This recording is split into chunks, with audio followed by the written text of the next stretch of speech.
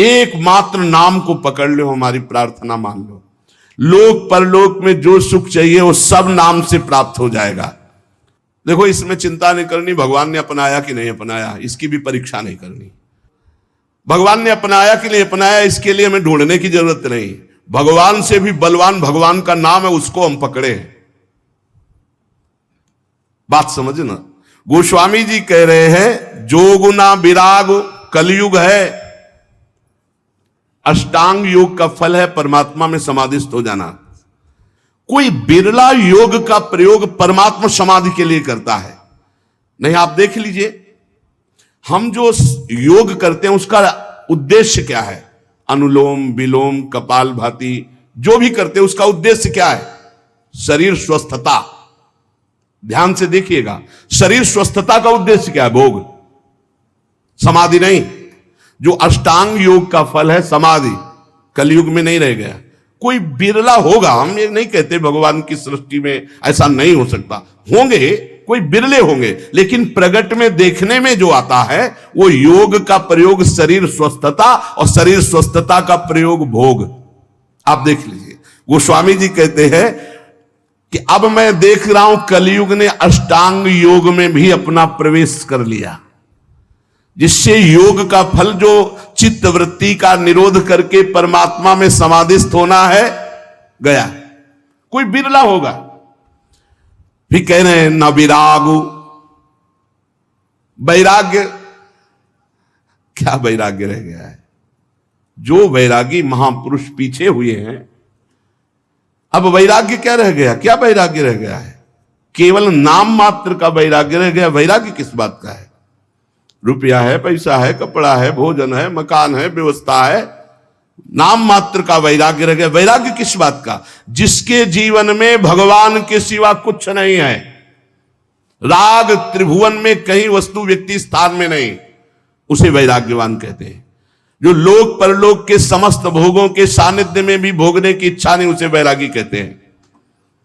गोस्वामी जी कह रहे हैं, मुझे वैराग्य में भी दम नहीं दिखाई दे रहा कि भगवत प्राप्ति करा सके, क्योंकि वैराग्य में पाखंड का प्रवेश हो गया। कलयुग ने पाखंड का प्रवेश करवा दिया। कोई बिरला वैरागी, सच्चा वैरागी, भगवान की सृष्टि में कमी नहीं होती, कोई बिरला सच्चा वैरागी होगा जिसका वैराग्य भगवान के लिए है। नहीं तो वैराग्य भी दिखावे पे आ गया है, पाखंड में आ गया है। न जप, माला में हाथ है और बातें कर रहे हैं, माला रुक नहीं रहा, वो चल रहा है, और बातें जबान से हो रही और साथ चल रहे हैं। क्या जप हो रहा है? किसका जप हो रहा है?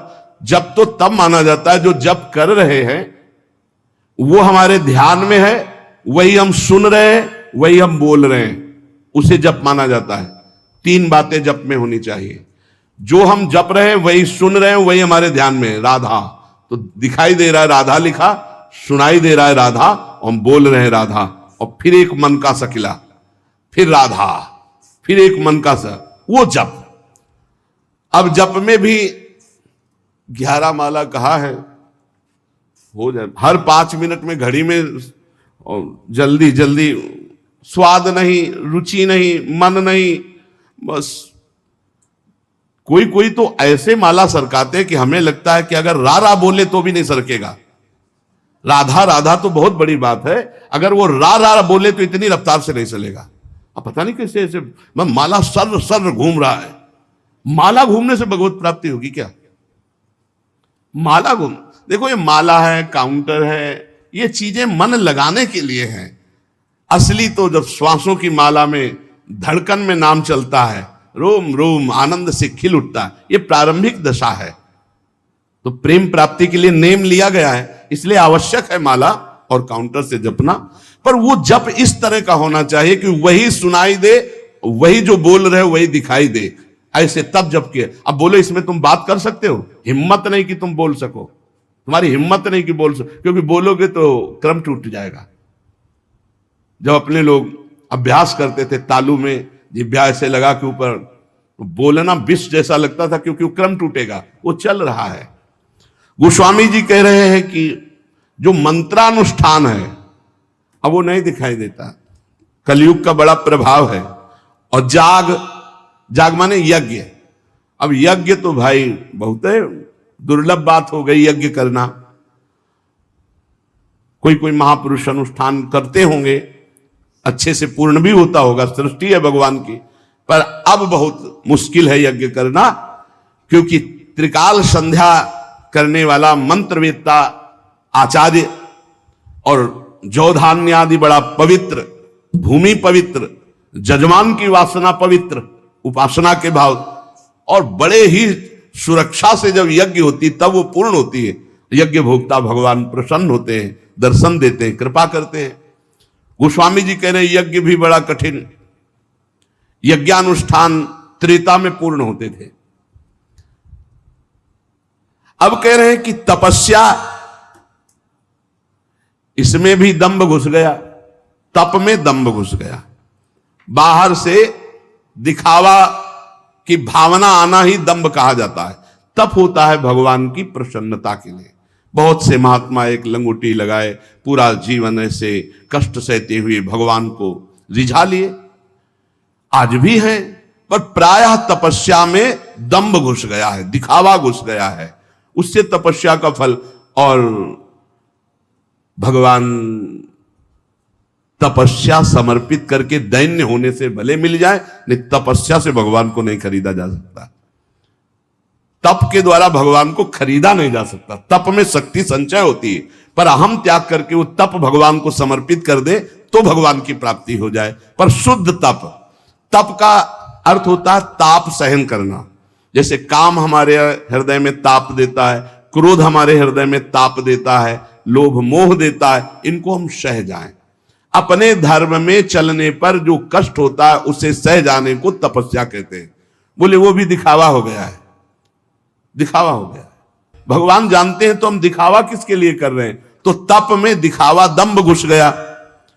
और बोले जो त्याग है, जोग न विराग जप जाग तप त्याग, त्याग कहते हैं हमारे हृदय में भगवत प्राप्ति की लालसा हुई है, जानबूझकर सारे भोगों का, सुख सुविधाओं का त्याग करके असुविधा युक्त जीवन, भगवान के लिए सब सुविधाएं हैं, असुविधा युक्त जीवन। त्याग का जब तक अहम होता है तो ना संतों में और ना भगवंत में द्रवण क्रिया नहीं होती, ध्यान रखना। उनका हृदय तभी द्रवित होता है जब त्याग का, अहम का भी त्याग हो जाए। कई बार सत्संग में सुनाया है, पूरे भारत की नदियों का भ्रमण करके फलाहार दुग्ध आदि से जीवन व्यतीत करते थे। उनको जब सुनने को मिला महाप्रभु चैतन्य देव की महिमा की कीर्तन में अमृत बरसता है, तो उन्हें लगा कि जब मैं जाऊंगा तो मैं त्यागी हूं, समस्त तीर्थों का अवगाहन किए हूं, फलाहार दुग्धाहार रहता हूं, तो महाप्रभु गले से लगा लेंगे। कीर्तन में पहुंचे, जे भी पहुंचे तो महाप्रभु का कीर्तन रुक गया और कहा कौन बहिर्मुख पुरुष आ गया जिससे कीर्तन का रस सूख रहा है, और वही आए हुए थे। बोले हटाओ इनको, हटा। अब वो जो दूर जाकर के खड़े हुए और रोने लगे कि प्रभु क्या मुझ जैसे अधम का आपके चरणों में कोई स्थान नहीं मिलने का? अगर आप जैसे महापुरुष, अंदर से प्रार्थना करते हैं, आप जैसे महापुरुष मुझ जैसे अधम को स्वीकार नहीं करेंगे, फिर मेरा उद्धार कैसे? महाप्रभु दौड़ पड़े और जाके गले से लगा लिया और कीर्तन में उन्मत्त कर। अहम का त्याग, त्याग की स्मृति का त्याग, दैन्य भाव, तो त्याग का भी महत्व भगवत प्राप्ति नहीं करा सकता। तीर्थ न धर्म जानो वेद विधि किमि है। अब तीर्थ, ध्यान देना, आप कलयुग की चाल का ध्यान देना, आप सब हृदय वाले हैं। घर गृहस्थी में उतने पापाचरण की वृत्ति नहीं आएगी जितना तीर्थ में आने की संभावना है। क्यों आने की संभावना है? कलयुग की कुचाल है कि यहां का पाप वज्र की तरह होगा, तुम्हारी दुर्गति होगी। ब्रह्मा जी के 4 ये युग पुत्र हैं, सतयुग, त्रेता, द्वापर, कलयुग। सतयुग से कहा मैंने सृष्टि की रचना में नरक की रचना की है, उसका भी ध्यान रखना, कुछ लोग उधर भी जाना चाहिए। बोले प्रभु हमारे राज्य में कोई नरक जाए असंभव, आपकी इस आज्ञा का पालन नहीं हो पाएगा, सतयुग ने कहा। त्रेता से, तो त्रेता ने कहा बड़े भैया का अनुसरण करेंगे। द्वापर से कहा तो द्वापर ने कहा हम आज्ञा पालन करने की सम्यक चेष्टा करेंगे, आपकी आज्ञा का पालन हो कि कुछ लोग जो अधर्माचरण करेंगे वो नरक भेजे जाए। सतयुग में अधर्माचरण, त्रेता में, कलयुग से कहा तो उनका बड़े भैया ने जैसे साफ जवाब दे दिया आपको कि हमारे राज्य में भूल चूक से कोई चला जाए नहीं, नरक नहीं जाएगा। तो वही हम उत्तर देते कि हमारे राज्य में भूल चूक से कोई स्वर्ग या परम पद चला जाए सबको नरक भेजेंगे सीधे, कलयुग सीधे आओ फुल नरक, चिंता मत करो महाराज, आज्ञा का पालन हम करेंगे।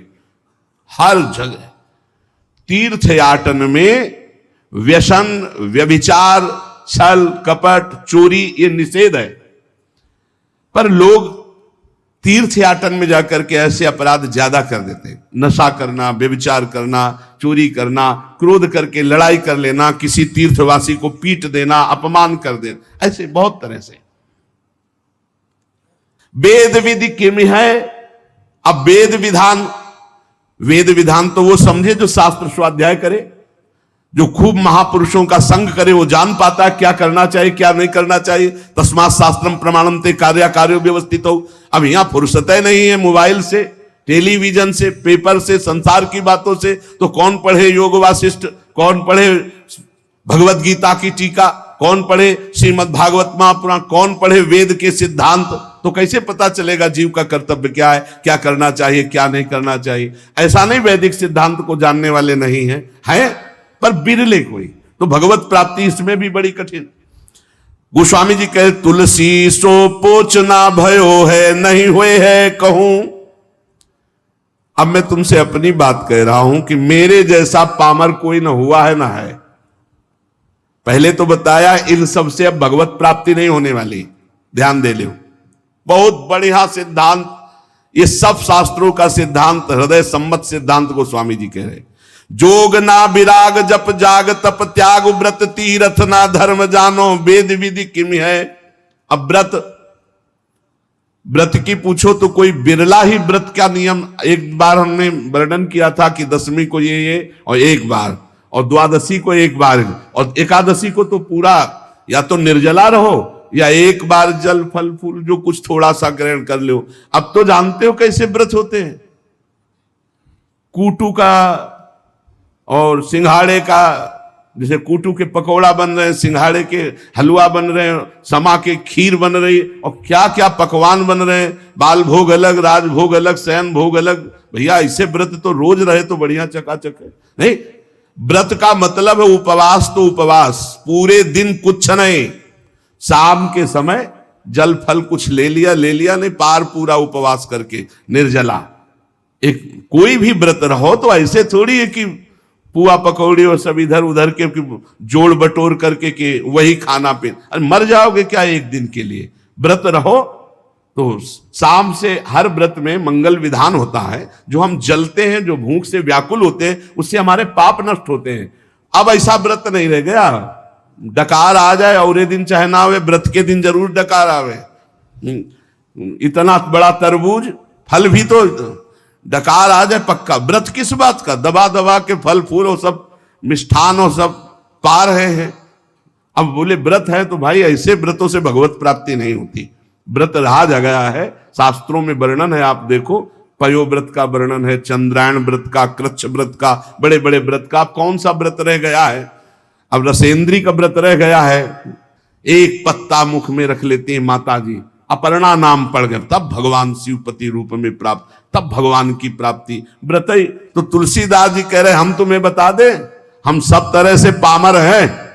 हे देखो महापुरुषों का हृदय, तुलसी सो पोचना भयो है, नहीं हुए है कहूं।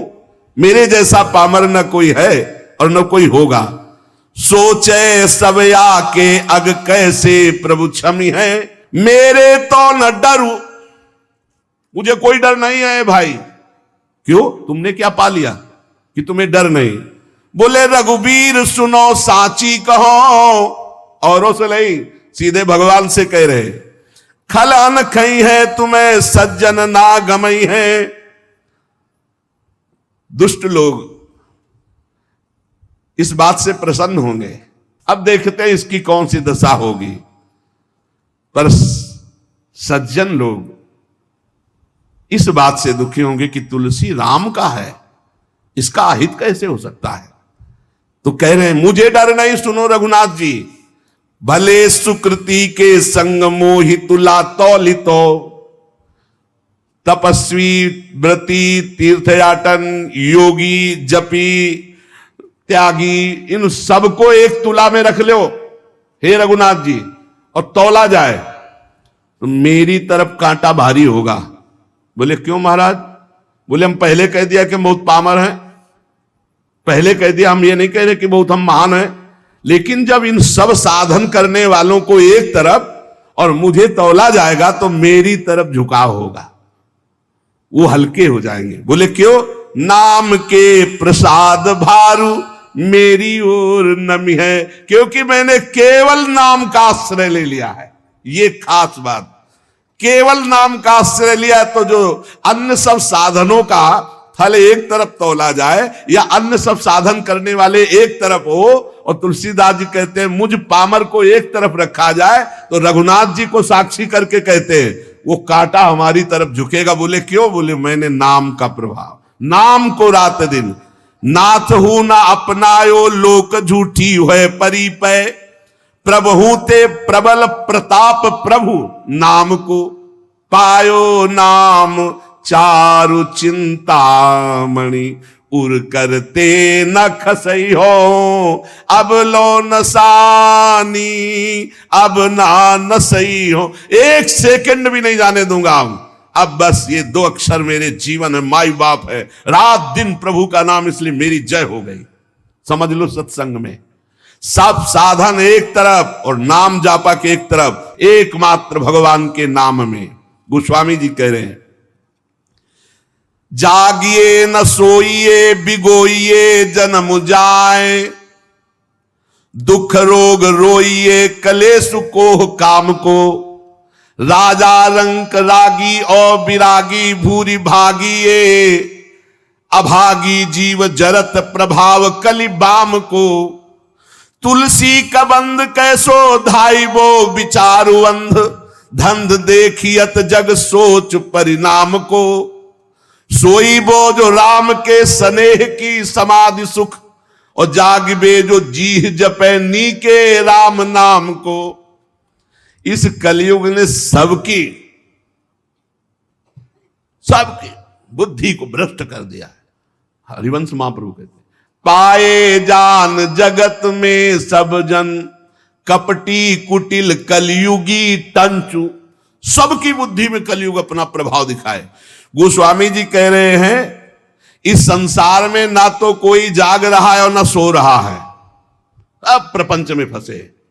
बोले नहीं जागते भी हैं सोते हैं, तो गोस्वामी जी कह रहे हैं हम जागना किसे कह रहे हैं और सोना किसे कह रहे हैं? बोले जागिबो जो जीह जपे नी के राम नाम को, और सोई बो जो राम के स्नेह की समाधि सुख। सोना किसे कहते हैं? भगवान के चिंतन में डूबा हुआ आनंद मगन कब निद्रा में चला गया फिर जगा भगवान के चिंतन, इसे सोना कहते हैं। बोले संसार के जीव न सोना जानते हो न जागना, और जागना किसे? जब चेतना में है तो हर समय जबान से नाम जप कर रहे हैं। गोस्वामी जी कह रहे हैं कलयुग है, जीवन का जीवन पूरा व्यर्थ नष्ट कर रहा है कलयुग। मनुष्य के दुख शोक रोग रो रहे हैं, जिंदगी बर्बाद हो रही, काम क्रोध क्लेश सब के हृदय में बाढ़ आ रही है। राजा रंक रागी विरागी भागी अभागी सबको कलयुग ने अपने में ग्रसित कर लिया है। कुटिल कलयुग का ऐसा प्रभाव है कि सबको अंधा कर दिया है। वह धंधा दसेंद्री जनेन्द्री का, ईमानदारी से देख लो, खूब बढ़िया खाने को मिले भोगने को मिले, अंधा कर दिया। ना ये चैन से सो पा रहे हैं ना जाग पा रहे हैं। चैन से सोना है भगवान का चिंतन करते हुए, भगवान के चिंतन में सोना, और जागना है रात दिन नाम चल रहा है, यही जगना है। गोस्वामी जी कह रहे हैं हमारे ऊपर कलयुग होश में नजर मत डाल देना।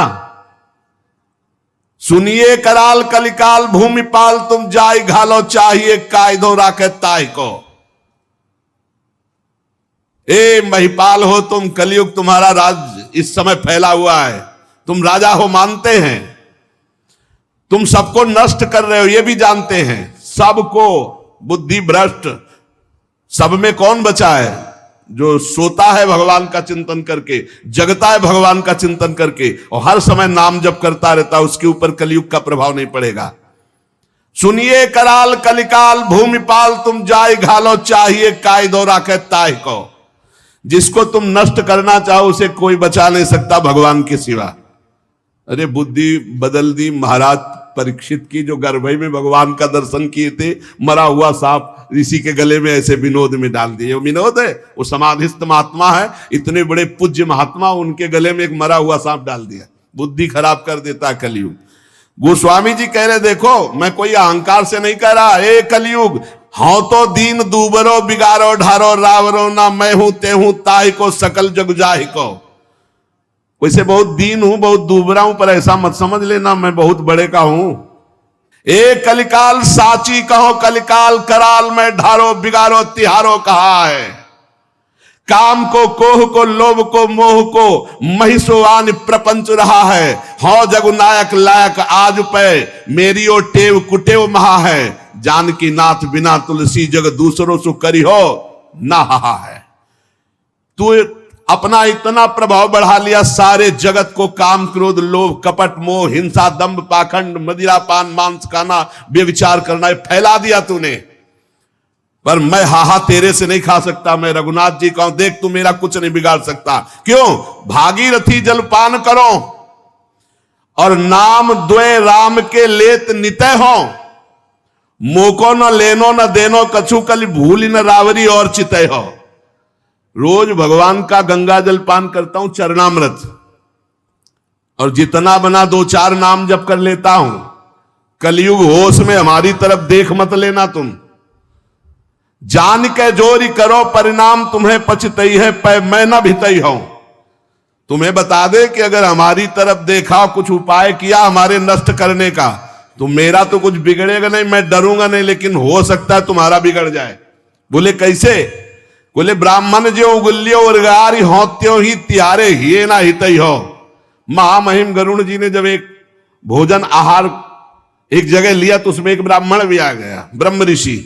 तो आंख पैदा हो गई गरुण जी के तालु पे, तत्काल उगल दिया। बोले समझ लो जो भगवान का भजन करते तो गरुण जी नहीं लील पाए तो एक कलयुग तू क्या बिगाड़ लेगा। भगवान का चरणामृत पान करता हूं, दो चार जो बना हो राम राम जप लेता हूं, क्योंकि मैं रघुनाथ जी का हूं। ये ठसक रोज भगवान का चरणामृत पान जो करता है और जो नाम जप करता है कुछ नहीं बिगड़ेगा। जिते विनायक शुभ अशुभ विघ्न, सेवक जी महाराज, जिते विनायक शुभ अशुभ विघ्न करे नहीं कोई, विघ्न करे नहीं कोई, डरे कलिकाल कष्ट भय, हरे सकल संताप हरस हरिनाम जपत जय। जो भगवान नाम जप कर रहा है उसकी सदा जय होती है। नाम जप करो, रोज भगवान का चरणामृत पियो। प्रिया प्रीतम का चरणा, ये गंगा जल क्या है? गांगम वारी मनोहारी मुरारी चरणच्युतम त्रिपुरार शिरश्चारी पापापहारी पुनातुमाम। कई बार सत्संग में कहा चरणामृत का नियम ले लो, बिना चरणामृत के भोजन मत करो। पहले चरणामृत जाएगा प्रभु का तब भोजन पाएंगे, ऐसा नियम लिए हो। सुबह होते ही पहला बात होनी चाहिए चरणामृत अपनी जिह्वा पे जाए। भागीरथी जल पान करो और नाम द्वे राम के लेत नितय हो। देखो बोले जो बना हमसे दो चार बार नाम ले लेता हूं, भगवान का चरणामृत पीता हूं, गंगा जल पीता हूं। ए कलिकाल हमारी तरफ देख मत लेना, और नहीं देखेगा कलिकाल। नाम जब चल रहा है बुद्धि भ्रष्ट नहीं होगी, नहीं भ्रष्ट कर देगा। कलिकाल ने बुद्धि को भ्रष्ट कर दिया। बिना धर्म के बिना भगवत भजन के पशु की तरह जीवन व्यतीत हो रहा है। ना मुख में तेज है ना हृदय में दया है, वही असत आचरण फैलते चले जा रहे हैं। सबसे प्रार्थना है अगर इस कलिकाल में परम सिद्धि प्राप्त होती है तो केवल नाम जप से प्राप्त होती है, मान लेना। ये शास्त्र सम्मत बात कहते हैं। कृतयुगे ध्यायते विष्णुम तेतायाम यजते मखई द्वापरे परिचर्यायाम कलौ तद्धरि कीर्तनात्। कलयुग केवल नाम आधारा, सुमिर सुमिर नर उतरे पारा। गोस्वामी जी महाराज कह रहे हैं मैंने भगवान के नाम के बल से विजय प्राप्त कर ली कलयुग पर, माया पर। मेरे जाति पात ना चाहो काहू की जाति पात, मेरे को काम को ना हो काहू के काम को। लोक परलोक रघुनाथ ही के हाथ, सब भारी है भरोसो तुलसी के एक नाम को। अति ही अयाने उपखानो नहीं बूझे लोग, साही को गोत गोत होत है गुलाम को। साधु कह असाधु कह भलो कह पोच, सोच कहा का काहू के द्वार परो, जो हो सो हो राम को। ये बात विजय प्राप्त करवा देगी माया पर और कलयुग पर। कह रहे हैं मुझे किसी की पंक्ति में जाना है या किसी को बुलाना है, कोई बेटी का ब्याह थोड़ी करना है। मैं किसी की भी जात जात पात पूछता हूं ना, मैं अपनी जात पात, मैं ना तो किसी के काम का हूं ना कोई मेरे काम का है, ना मेरा लोक ना मेरा परलोक, मेरा सब कुछ रघुनाथ जी भगवान। मेरा लोक परलोक मेरी साधना साध्य सब मेरे भगवान। बहुत जोर की बात है। तुलसी एकमात्र केवल नाम का सहारा लिया है, नाम का। भारी है भरोसो तुलसी के एक नाम को। नाम को पकड़ लो भाई। हमारे हर प्रश्न का उत्तर नाम होता है, क्योंकि तस्मात् शास्त्रम प्रमाणम। और युग धर्म के अनुसार अगर किसी का परम कल्याण, मनोरथ की पूर्ति, लोक परलोक की मंगलमयी यात्रा, तो वो नाम से ही होगी। कह रहे मैं साधु हूं या असाधु हूं, भला हूं या बुरा हूं, जैसा हूं, मुझे किससे क्या लेना देना। मैं अपने भगवान का हूं और भगवान के द्वार पे पड़ा हूं। मैं अपनी लाडली जू का हूं, लाडली जू की शरण में पड़ा हूं। कीबे कहा पढ़िबे को कहा फल, बूझी न वेद को भेदु विचारे। स्वार्थ को परमारथ को कलि कामद, राम को नाम विचारे। खूब वेद पढ़े हो, शास्त्र पुराण पढ़े हो, लेकिन नाम जप नहीं कर रहे हो तो कुछ नहीं होने वाला, ध्यान रखना। ये कई शास्त्रों में पढ़ा है, गोस्वामी जी भी कह रहे हो, ये खास हृदय की भी बात है। वाद विवाद विषाद बढ़ाई के छाती पर आयो अपनी जा रहे। बोले मान लो मेरी बात, अगर तर्क विवाद करोगे तो अपनी भी छाती जलाओगे, दूसरे की जलाओगे। चारिहु को, छहों को, नवों को और 10-8 को पाठ कुकाठ जो फारे। यदि नाम जप नहीं चल रहा, 10-8 को 18 पुराण और 9 को कह रहे कि 9 व्याकरण हैं। व्याकरण के 9 हैं। इंद्र, चंद्र, काश, कृष्ण, शाकटायन, आपिशाली, पाणिनि, अमर, जैनेन्द्र और सरस्वती। ये 9 व्याकरण।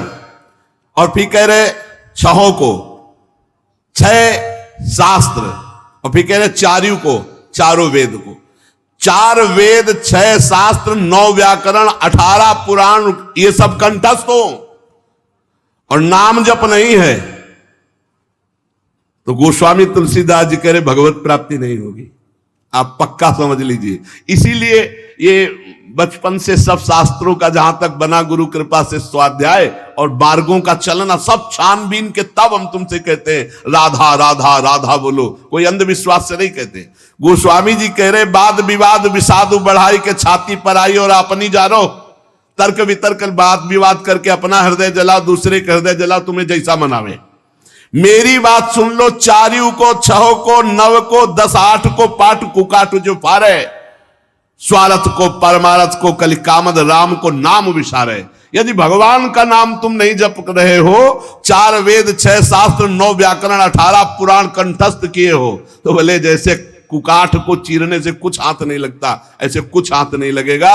इसलिए सबसे प्रार्थना है, और जो साधन बने तो करो, लेकिन नाम को मत छोड़ो। अगर नाम साधन में अपने ले आए, राधा राधा राधा, कृष्ण कृष्ण, हरि राम कृष्ण जो जप रहे हो, पक्का भगवत प्राप्ति हो जाएगी, चाहे जो हो, चाहे जैसे हो। इसलिए सत्संग का सार, जितना बन सके अपने आचरणों को सुधारो, भोजन सुधारो, दूसरों का मन वचन कर्म से अहित मत करो, हित करो और नाम जप करो। इसी जन्म में भगवत प्राप्ति हो जाएगी।